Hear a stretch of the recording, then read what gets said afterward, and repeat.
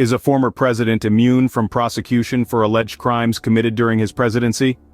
This question has been circling the political and legal arenas lately, stirring up a debate over the extent and applicability of presidential immunity. At the heart of the issue is the recent federal appeals court decision involving none other than former President Donald Trump. The court ruled that Trump is not immune from prosecution for alleged crimes committed during his time in office, rejecting his argument for immunity and setting a precedent for future presidents.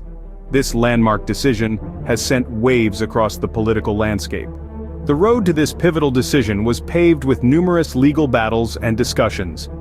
This journey began with the initial claims of immunity by Donald Trump's attorneys, who argued that his speech prior to the infamous January 6th insurrection was protected presidential speech and therefore immune to civil lawsuits. This claim was met with resistance from the Justice Department, who urged the appeals court to reject this argument, stating that a president cannot be immune for speech that incites violence.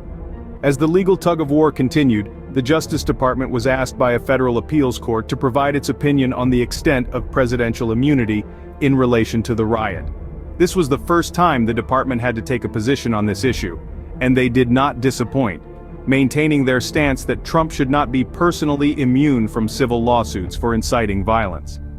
In the midst of these legal debates, the case took a significant turn when a district court denied Trump's motion to dismiss the case, a decision Trump quickly appealed. The D.C. Circuit considered this appeal, marking another pivotal moment in the timeline. The final and perhaps most significant event in this timeline was the ruling by the Federal Appeals Court. The court rejected Trump's arguments, ruling that he is not immune from prosecution for alleged crimes committed during his presidency.